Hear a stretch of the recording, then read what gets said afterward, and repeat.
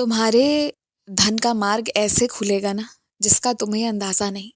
जहां तुम काम कर रहे हो, जो तुम काम कर रहे हो वो तो ठीक है, पर जो तुमने नहीं सोचा है तुम्हारे लिए एकदम नया, एकदम अलग क्षेत्र है, वहां से सब शुरू होगा।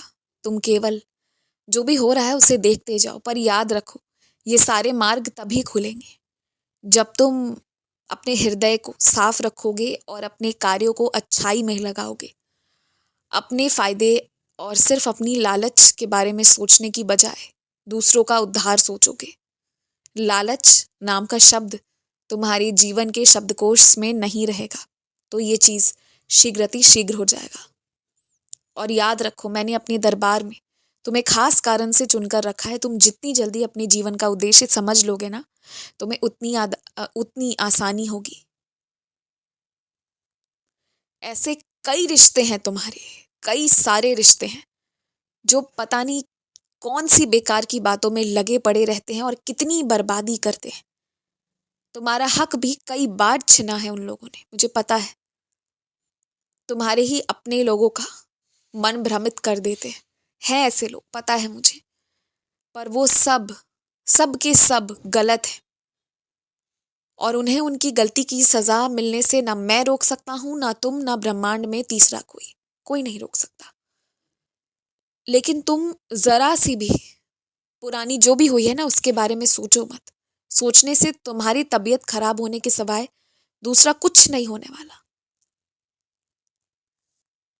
क्योंकि अब उनकी उम्र ढल गई है। उनके बदमाशियों की समाप्ति का समय आरंभ हो गया है। पिछले कुछ समय में जिसने तुम्हें खूब सताया है ना, खूब परेशान किया है, आज वो भीतर से सिर्फ इसलिए परेशान है क्योंकि उसने अपने आप से तुम्हें अलग कर दिया है। और आज उन्हें नहीं पता कि अब वो किसके कंधे पर सर रखे, किससे अपनी बातें कहें, क्योंकि आज उन्हें सलाह मशवरा देने वाला अब कोई है ही नहीं। और इसलिए मैं अपने बच्चों से कहता हूं, कभी किसी के बारे में भला बुरा मत बोलो, कभी चुगली, निंदा, शिकायतों में मत रहो, क्योंकि वो लौट कर आता है तो बहुत खतरनाक तरीके से आता है।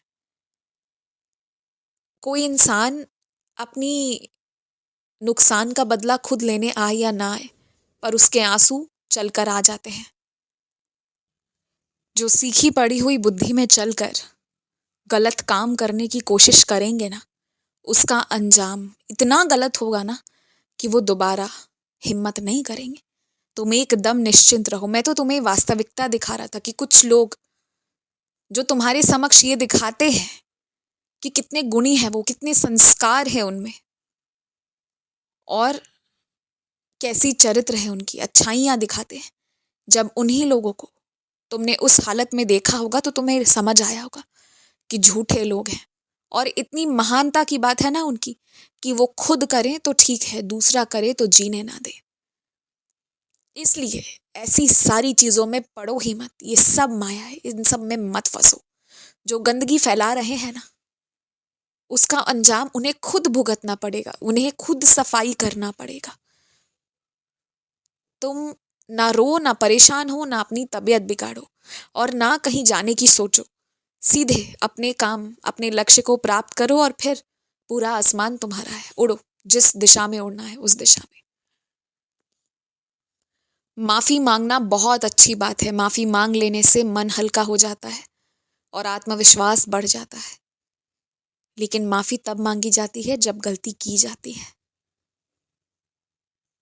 जब बिना गलती किए बड़े बड़े गुनाहों का इल्जाम लगने लगे और तब माफी मांगोगे ना, तो बिना मतलब ही सबकी बातें सुनने पड़ेंगी।